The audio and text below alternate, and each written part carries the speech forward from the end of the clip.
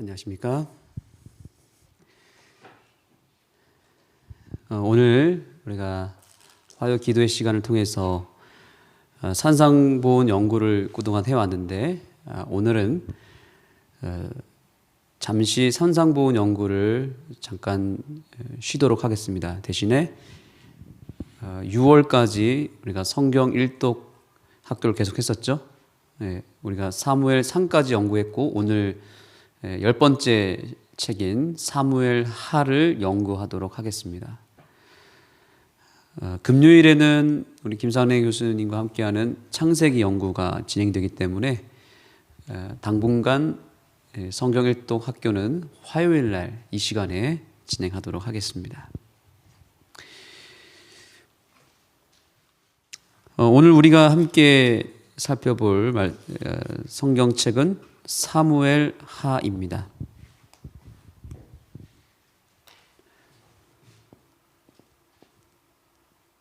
네. 사무엘 하 말씀으로 우리가 연구를 할 텐데요. 사무엘 하의 구조를 좀 살펴보려고 합니다. 일단 사무엘 하는 다윗이 왕으로 이제 세움을 받고 실제로 왕이 된 이후에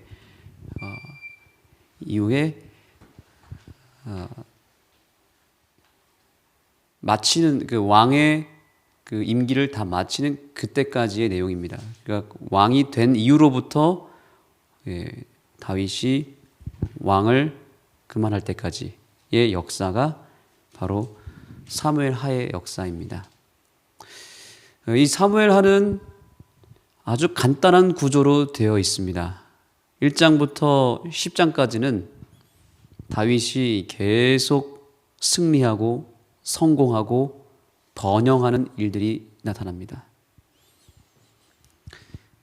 그래서 일단 정치적으로 승리합니다. 정치적으로 이제 사울이 죽고 이제 다윗이 실제로 왕이 되었고요. 그 다음에 법궤를 찾아옵니다. 영적으로 승리합니다. 그래서 이 내용이 1장부터 10장까지 이어지고 그 다음에 후반부는 다윗의 몰락입니다. 다윗이 실패하고 다윗이 무너지고 다윗이 큰 시험을 받게 되는 내용들이 후반부에 나타납니다. 그게 13장부터 마지막 24장까지입니다. 그러면 이 성공과 실패, 이 명확한 이 구분을 나누는 분기점은 어디에 있냐면 사무엘하 11장부터 12장 이 사이에 딱 중간의 내용이죠. 거기에 어떤 내용이 있을까요? 어떤 내용이 있을까요? 다윗이 누구를 범했습니까? 우리아의 아내 밧세바를 강간하고 게다가 우리아까지 전쟁에 내몰면서 죽이는 큰 죄를 범합니다. 그래서 11장과 12장 다윗의 큰 범죄와 다윗의 회개가 나타납니다. 그 다윗의 범죄를 기점으로 해서 다윗이 승리하기도 하고 실패하기도 합니다. 이렇게 나눠져 있어요. 우리가 여기서 알 수 있는 사실은 무엇입니까? 다윗이 성공할 수 있었던 비결은 무엇이죠? 하나님의 말씀에 겸허히 순종하고 하나님의 인도하심대로 따라갔을 때에는 다윗이 성공을 했습니다. 그러나 다윗이 실패했던 이유는 뭐예요? 그가 범죄한 이후로부터 불순종의 결과로 실패하게 되는 것입니다. 다윗이라 할지라도 하나님의 말씀에 불순종하게 되면 심판을 받는 것입니다. 다윗이라 할지라도 그가 범죄했을 때에는 그 범죄에 대한 심판을 받을 수밖에 없었다는 사실입니다. 그러므로 오늘 우리가 다윗의 이 성공과 실패를 통해서 오늘 다시 한번 우리가 말씀으로 돌아가고 말씀에 순종하는 일이 있어야 된다는 사실입니다. 다윗이 언제 무너졌습니까? 도망자 신세에 있을 때에는 무너지지 않았습니다. 다윗이 전쟁터에 나갔을 때에는 영적으로 무너지지 않았습니다. 그럴 유혹받을 시간도 여유도 없었습니다. 그런데 언제 다윗이 무너졌어요? 이제 11장을 우리 이제 보겠습니다. 이제 사무엘하는 11장을 기점으로 성공과 실패가 나뉘어지기 때문에 오늘 우리가 짧은 시간에 다 찾아볼 수 없기 때문에 사무엘하 11장을 중심으로 성경을 간단하게 보도록 하겠습니다. 사무엘하 11장 2절입니다. 저녁 때에 다윗이 그 침상에서 일어나 왕궁 지붕 위에서 뭐 했대요? 거닐다가.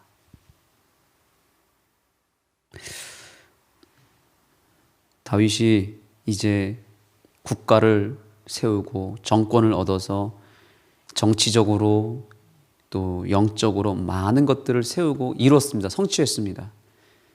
이제 뭐 한 거예요? 한가한 것입니다. 잘 나갈 때 조심해야 되겠죠? 시험은 언제 찾아온다고요? 잘 나갈 때 찾아옵니다. 번영의 때에 유혹이 찾아옵니다. 사단은 절대로 그 번영의 때를 놓치지 않습니다. 왜냐하면 바로 그렇게 교만할 때, 해이해졌을 때, 긴장의 끈을 놓쳤을 때 사단은 그때 파고듭니다. 그리고 그때 무너뜨립니다. 다윗은 그 전까지는 치열하게 살았거든요. 전쟁도 열심히 하고 목숨을 걸고 싸우고 나라를 위해서. 그리고 도망자의 신세, 얼마나 갈급했습니까?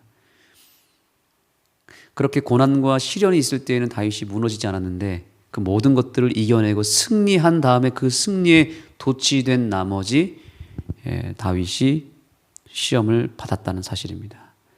잘 나갈 때, 번영했을 때 조심해야 되지 않겠습니까?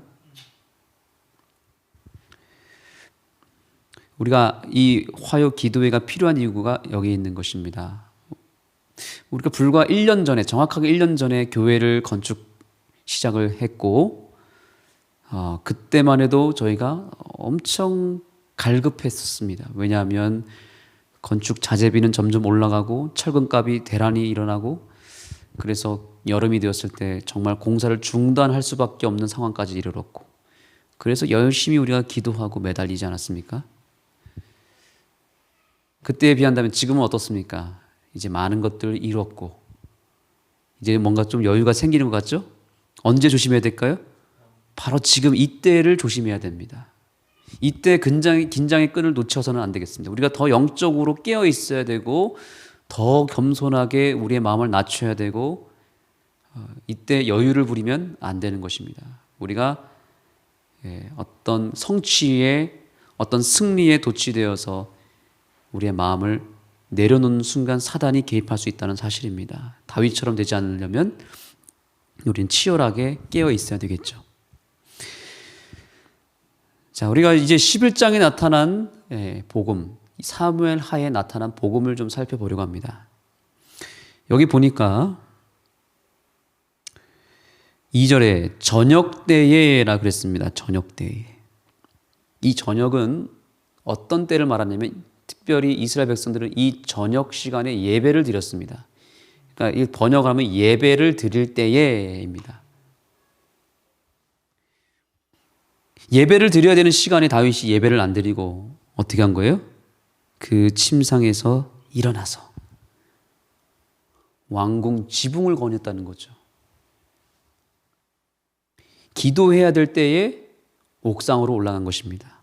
이때가 밤은 아니었습니다. 저녁이라고 했을 때 우리가 밤이라고 생각할 수 있지만 여기서 말하는 저녁은 오후 한 3시쯤 됩니다. 이스라엘 시간표에서는 저녁이 두 저녁이 있어요. 해가 기울기 시작한 때를 첫 번째 저녁이라고 그러고 완전히 기울었을 때 어둠, 지금 이 시간이 두 번째 저녁이에요. 여기서 말하는 저녁은 첫 번째 저녁입니다. 중천에서 해가 떠서 기울기 시작하는 2시에서 3시 사이를 말하는 것입니다. 대낮이죠, 대낮. 대낮에 근데 그때 뭐 왔다고요? 예배들을 드렸다고요.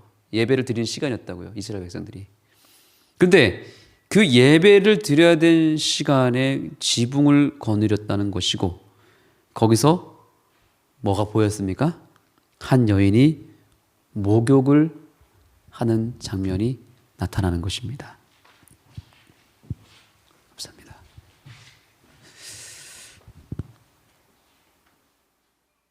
목욕을 하는데 다윗이 거기에 유혹을 받았습니다. 누굽니까? 우리아의 아내 바로 밧세바입니다. 좀 희한하지 않습니까? 어떻게 백주 대낮에 이 여인이 무슨 배짱으로 대낮에 옥상에서 목욕을 했을까요? 어떻게 생각하세요? 이 집사님. 정신이 나간 거 아니에요? 솔직히. 그죠? 왜 이랬을까요?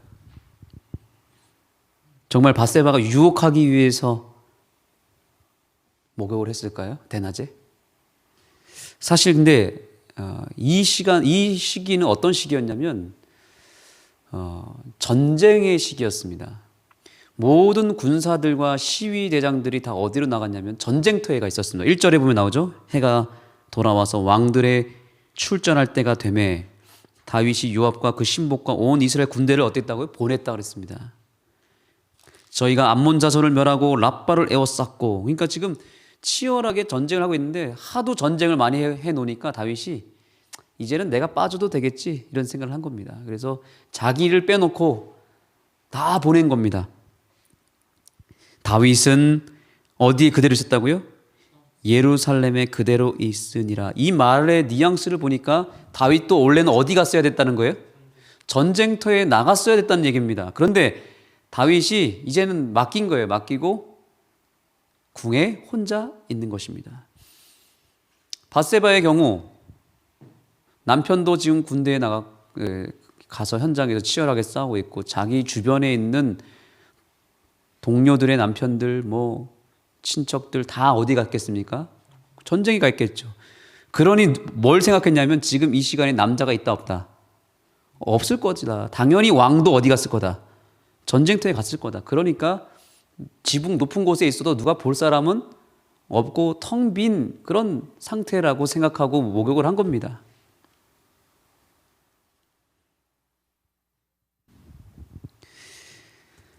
자, 그런데 4절을 보겠습니다.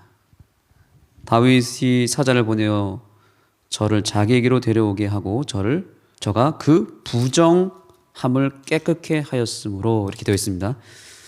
이거 어떤 의미냐면 밧세바가 쉽게 얘기하면 생리를 하고 생리가 끝난 다음에 그 부정함을 깨끗게 하기 위해서 목욕을 한 것입니다. 그런 다음에 뭐 해야 되니까?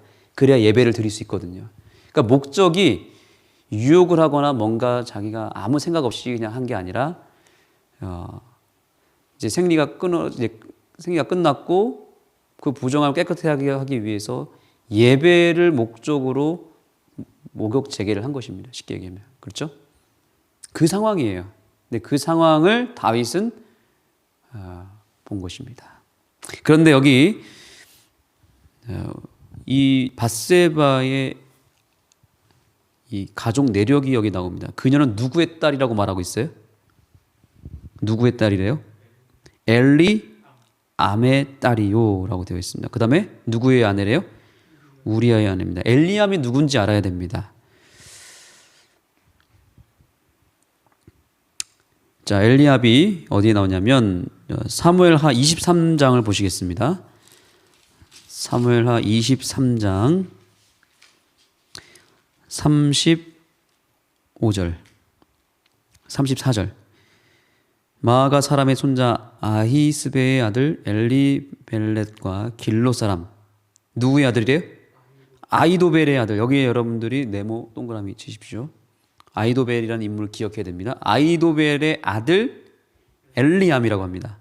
그러니까 밧세바는 엘리암의 딸이면서 또 누구의 손녀예요? 아이도벨의 손녀입니다. 이 아이도벨이 누군지 알아야 됩니다. 아이도벨이 어떤 사람인가? 15장을 보겠습니다. 15장 12절.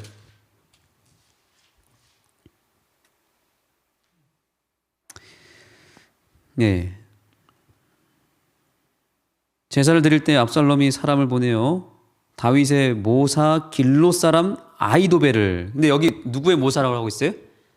다윗의 모사라고 말하고 있습니다. 이 모사라는 말은 상담자, 변호인, 뭐 직업으로 말하면 비서실장이란 뜻입니다. 그러니까 다윗과 아주 친근했던 사람, 예. 다윗과 아주 친밀하게 있었던 사람이고, 다윗과 친밀할 뿐만 아니라 아주 정치적으로 매우 긴밀한 요직에 있는 사람이고, 다윗과 항상 붙어 다니면서 조언을 아끼지 않고, 예, 정치를 같이 했던 사람을 말하는 거예요. 교회에서 예를 들면 직원회를 같이 하고 수석 장로와 선교회장, 뭐 담임 목사 이런 관계였다는 말입니다. 같이 일을 할 수 있는. 그러니까 다윗이 밧세바를 불러오라 했을 때 이미 정보를 얻었을까요, 안 얻었을까요? 누구의 손녀라는 걸 알았을까요? 자기의 참모? 그것도 자기를 키워준, 어떻게 보면 키워주는 거죠. 그죠? 자기는 나이가 좀 더 어렸을 것이고, 아히도벨은 정치적으로 이 다윗을 계속 올바른 길로 인도했던 참모였을 텐데, 그 아히도벨의 손녀였다는 것을 알았을까요, 몰랐을까요? 알았음에도 불구하고 그 유혹을 참지 못하고 그 밧세바를 취한 것입니다. 이거 엄청난 범죄죠, 그렇죠? 예, 모르는 사람도 아니고, 어떻게 보면은 아히도벨 입장에서는 큰 배신감을 느꼈을지 모르겠습니다. 다시 11장으로 돌아오겠습니다. 자, 그렇게 해서 보니까 이제 4절에 보니까 깨끗하게 하였으므로 더불어 동침함에 저가 자기 집으로 돌아가니라. 다윗은 완전 범죄를 한 것입니다. 왜냐하면 생리 직후에는 임신할 가능성이 없다는 것을 우리는 다 알고 있습니다. 그렇죠? 그러니까 지금 이때 강간을 하게 되면 아이가 안 생길 것을 알았겠죠. 그렇죠? 다윗도 알고 누구도 알았을까요? 밧세바도 안 겁니다. 아마 밧세바는 남편도 지금 마침 전쟁터에 나가 있고, 근데 왕이 불러서 어쩔 수 없이 갔지만 처음에는 대화를 나누면서 이렇게 있다가 이제 생각해 보니까 상황적으로 지금 임신할 가능성도 없는 상태이고, 그래서 여기 보니까 더불어 동침했다. 서로 사심이 분명히 있었을 것입니다. 그래서 완전 범죄를 한 것입니다. 지금 뭔가 자기들이 범죄를 해도 임신할 가능성이 전혀 없기 때문에 얼마든지 보는 사람도 없고 다 전쟁터에 나갔기 때문에 더불어 동침했고 범죄를 저질렀는데, 문제는 뭐예요? 아이가 생겨버린 것입니다. 생기지 않아야 될 상황에서 아이가 생겨버렸다는 사실입니다. 여인이 잉태하여 배가 점점 불러오기 시작합니다. 자, 이 사실을 누가 알았을까요? 맞습니다. 아히도벨이 알았겠죠. 자기 손녀 딸이 다 전쟁터에 나간 상태에서 왕의 그 타락으로 말미암아 몸이 더럽혀졌고 아이까지 잉태했다는 사실을 알았겠죠. 이제 이 아히도벨이 다윗에 대한 죄를 책망하며 칼을 갈기 시작합니다. 그런데 문제는 뭐냐면, 분명히 죄는 다윗이 범했는데 다윗에 대해서 어떤 심판도 어떤 책망도 없는 것입니다. 물론 나단 선지자가 나타나서 뭔가를 지적했죠. 근데 다윗이 무엇을 했대요? 거기서? 진심으로 회개를 했다는 것입니다. 회개한 이후로부터 다윗의 그 죄를 묻지 않는 것입니다. 게다가 범죄는 다윗이 저질렀는데 죽는 건 누가 죽었습니까? 그 범죄로 인해서 생긴 아이가 죽어버린 것입니다.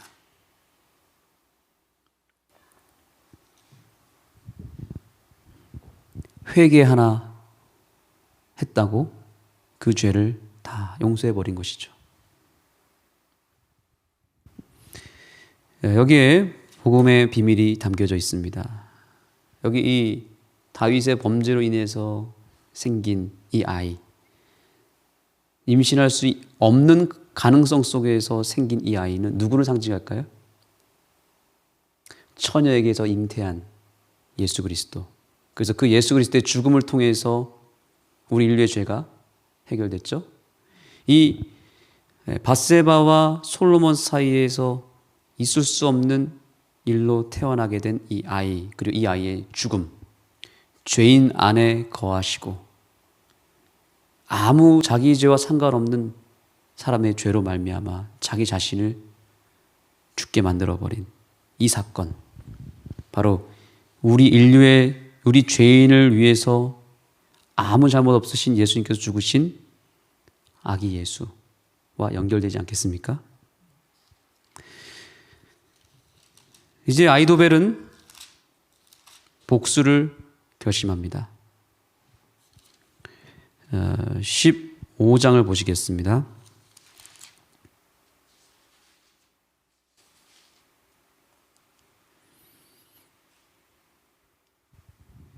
(15장에) 가면은 아이도벨이 압살롬과 함께 반역을 꿈꿉니다. 12절, 15장 12절. 다윗의 모사 길로 사람 아이도벨을 그 성읍 길로에 청하여 온지라. 자, 압살롬이 이제 반역을 준비하고 그 반역의 결정적인 전략가로 아이도벨을 데려옵니다. 그리고 그 아이도벨을 통해서 힘을 받게 되고 반역의 무리들이 형성이 됩니다. 16장에 가보시면 아이도벨이 한 가지 아이디어를 냅니다. 그것은 뭐냐면 20절에 보니까 아이도벨이 압살롬에게 이르되 왕의 아버지가 머물러 두어 궁을 지키게 한 후궁들로 더불어 동침하소서. 그런데 여기 22절에 보겠습니다. 이에 사람들이 압살롬을 위하여 어디에 장막을 쳤대요? 지붕에 장막을 치니. 지붕에서 그에 붙인 다윗의 후궁들을 데려다가 동침을 합니다. 강간을 합니다. 이 압살롬이 선을 넘어버린 것입니다. 그런데 이 아이디어는 누구에서 왔다고요? 아이도벨에서 왔습니다. 왜 그랬을까요? 왜 지붕에서 그 일을 벌어지게 했을까요? 이거 누구 보라고 한 거죠? 다윗이 밧세바를 어디서 범했습니까? 지붕 위에서 범하지 않았습니까? 그래서 너도 한번 똑같이 당해봐라. 그거죠, 어떻게 보면. 너가 한 짓이 어떤 짓인지 한번 다시 한번 그 아픈 곳을 꾹꾹 누르면서 아이도벨이 그 압살롬을 충동시켜서 엄청난 죄를 저지르고 다윗의 그 범죄를 더 부각시키는 장면이 16장에서 나옵니다. 이제 17장에 가서 아이도벨은 압살롬에게 이런 제안을 합니다. 2절입니다. 1절부터 읽겠습니다. 아이도벨이 또 압살롬에게 이르되 이제 나로 하여금 사람 1만 2천을 택하게 하소서. 오늘 밤에 내가 일어나서 다윗의 뒤를 따라 저가 고나고 약할 때에 엄습하여 저를 무섭게 한즉 저와 함께 있는 모든 백성이 도망하리니 내가 다윗 왕만 어떻게 한대요? 쳐 죽이고. 그러니까 그냥 죽이는 것도 아니고 어떻게 죽인다고요? 쳐 죽일 놈 이거입니다. 얼마나 그 상처가 컸으면, 그죠? 다윗이 어떤 짓을 했는데 왜 다윗은 아무 일도 일어나지 않는가? 그거에 대한 복수심이 증오심이 굉장히 커졌고 자기 손녀딸을 그렇게 범한 다윗을 용서하지 못하고 내가 쳐 죽이겠다 이렇게 얘기합니다. 그래서 이제 암살을 이제 하려고 준비를 하고 압살롬을 설득하고 있는데 이때 누가 등장하냐면 다윗의 친구인 후세가 등장해서 또 하나의 아이디어를 내는데 그렇게 하지 말라고 합니다. 아니 왜 아히도벨한테 그 일을 맡깁니까? 차라리 압살롬 당신이 가서 백성들을 군대를 끌어모아서 제대로 처단하라고. 다윗 왕을 끌어내리고 당신이 직접 왕위에 올라가면 되지 않겠냐고. 이렇게 하면서 아히도벨의 복수가 이루어질 것처럼 거의 됐는데 후세 때문에 이것이 어그러지게 됩니다. 그런데 이 일에 대해서 성경은 이렇게 기록합니다. 14절입니다. 압살롬과 온 이스라엘 사람들이 이르되 아렉 사람 후세의 모략은 아히도벨의 모략보다 낫다 하니 이는 누가요? 여호와께서 압살롬에게 화를 내리려 하사 아히도벨의 좋은 모략을 파하기로 작정하셨음이더라. 이게 여호와 하나님께서 개입한 일이었다는 거죠. 후세의 이 등장이. 아히도벨은 끊임없이 다윗의 죄를 물고 늘어지면서 다윗의 그 죄를 드러내기 위해서 지붕 위에서 뭔가 죄를 범하게 만들기도 하고 암살을 계획해서 죽이려고 했으나 또다시 이것이 희한한 방법으로 어그러지면서 실패하게 됩니다. 근데 이 모든 것들이 누구의 개입에 의해서 안 됐다는 거예요? 여호와께서 개입했기 때문이라고 말합니다. 아히도벨 입장에서는 미치겠는 거예요. 아니 다윗이 어떤 짓을 했는데 저 인간도 이 짐승반도 못한 사람인데 내가 그래서 반드시 죽여야 되는 그런 존재인데 하나님은 다윗을 계속 보호하시고 지키시고 하나님이 처음 다윗에게 약속하셨던 그 언약을 지키기 위하여 모든 것들을 다 물리치는 장면이 사무엘하에 나타나는 것입니다. 그 이유가 뭘까요?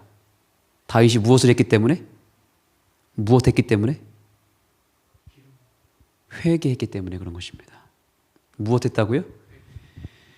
다윗이 11장에서 엄청난 범죄를 통해서 다윗은 이제 어떻게 보면 총체적으로 실패한 건 맞지만 그럼에도 불구하고 12장에 가서 다윗이 회개했기 때문에 그 회개를 통해서 다윗이 목숨을 지키게 되고 하나님께서 다윗에게 베풀어 주셨던 언약이 계속 유지되는 일이 나타난 것입니다.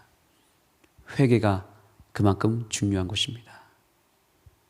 우리도 다윗과 같은 죄를 범하여서는 안 되겠지만 혹 다윗처럼 정말 치명적인 죄를 이미 범했다 한다면 안 범해야 되는 게 맞지만 이미 저질러 버렸다면 저와 여러분의 지금 시점이 11장에 와 있다면 어떻게 해야 될까요? 여기서 절망하고 여기서 그저 내가 저지른 그 죄로 인해서 낙담하고 주저앉고 포기하는 것이 아니라 12장으로 건너가셔서 다윗의 회개를 온전히 이루셨으면 좋겠습니다. 온전한 회개를 하게 되면 하나님은 그 다음부터는 뭐 하지 않는다. 묻지도 않고 따지지도 않고 기억하지도 않고 오로지 그 영혼을 불쌍히 여기며 끝까지 그 영혼을 향한 언약과 계획과 약속을 이루어내신다는 사실입니다. 아히도벨은 바로 그걸 몰랐던 거예요. 하나님은 공의대로 심판하는 게 맞지만 회개한 죄인을 위해서 하나님은 또 다른 길을 마련했다는 사실을 아히도벨은 몰랐던 것입니다. 바로 이 아히도벨은 누구를 상징하는가? 바로 사단입니다. 우리의 죄를 물고 늘어지면서 너는 죽어 마땅하고 너는 어떻게 해서든지 내가 손봐줄 거야. 너는 절대로 구원받을 자격이 없다라고 우리를 끝까지 괴롭히며 우리에게 충동질하고 우리를 암살하기 위해서 지금도 역사하고 있는 사단의 정체가 바로 아히도벨을 상징하는 것입니다. 그래서 이 다윗의 이런 배경으로 쓴 시가 바로 시편 51편입니다. 한번 찾아보겠습니다. 시편 55편입니다. 시편 51편도 좋은 말씀이 있고 밧세바의 하나님과의 그 동침을 통해서 큰 죄를 범한 다음에 회개한 내용이 51편이고요. 그 다음에 55편은 다윗이 이제 아이도벨과 압살롬의 그 모략과 반역으로 인해서 도망가게 됐을 때 쓴 시가 55편입니다. 자, 12절 보겠습니다. 12절. 나를 책망한 자가 원수가 아니라 내가 참았으리라. 원수일진데 내가 참았으리라. 나를 대하여 자기를 높이는 자가 나를 미워하는 자가 아니라 미워하는 자일진데 내가 그를 피하여 숨었으리라. 친구의 배신을 생각하며 쓴 시입니다. 누구를, 여기 대상이 그 원수가 누굴까요? 아이도벨입니다. 친구였고 가까이였던 그런 존재였지만 이제는 원수가 되어버린. 그런데 22절에 가서 다 같이 읽겠습니다. 시작. 내 짐을 여호와께 맡겨버리라. 너를 붙드시고 의인의 요동함을 영영히 허락치 아니하시리로다. 아멘. 여기서 말하는 짐은 우리의 삶의 인생의 모든 문제가 될 수도 있겠고 특별히 우리의 죄의 짐을 말하는 것입니다. 성경에서 짐은 1차적으로 죄를 의미합니다. 다윗이 밧세바를 범하고 우리아를 죽이는 엄청난 죄를 범했습니다. 그리고 그로 생긴 아들까지도 죽게 만들었습니다. 그런데 그 모든 죄의 짐을 뭐 했다고요? 여호와 하나님께 다 맡겨버렸다는 겁니다. 다 내어드렸을 때 이 회개를 하나님께서 받아주셨고 그래서 하나님은 다윗을 끝까지 지켜주셨던 것입니다.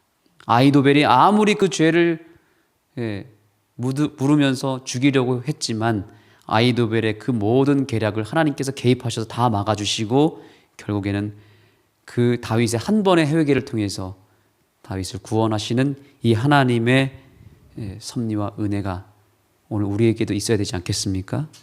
사무엘 하에 나타난 바로 복음의 메시지는 그것입니다. 11장에 머물러 계신다면 이제 12장으로 가시면 됩니다. 그러면 하나님은 우리의 그 실패와 아픔과 범죄로 인해 생긴 그 절망 속에서도 우리를 결국에는 승리로 이끌어 주시고 결국엔 우리를 용서해 주시고 회복시켜 주실 확실한 하나님의 은혜를 우리가 붙잡아야 된다는 사실입니다. 여러분의 삶의 짐을 오늘 이 자리에서 맡기시기 바랍니다. 이 시간은 그래서 기도의 시간이고 그 기도를 통해서 우리의 짐을 맡기는 시간, 사무엘하 12장으로 건너가는 시간입니다. 이제 여러분 눈을 감으시고 있는 그 자리에서 여러분의 삶의 모든 죄악들을, 그 짐들을 주님께 맡기시기 바랍니다. 그리고 여러분을 괴롭히는 아이도벨을 하나님께서 처단하시고 물리쳐 주시고 이제 내가 주님의 그 용서의 품속에서 평안하게 이 삶의 길을 걸어갈 수 있도록 주님 앞에 간구하시며 나아가게 되기를 간절히 소망합니다. 이제 개인 기도하시겠습니다.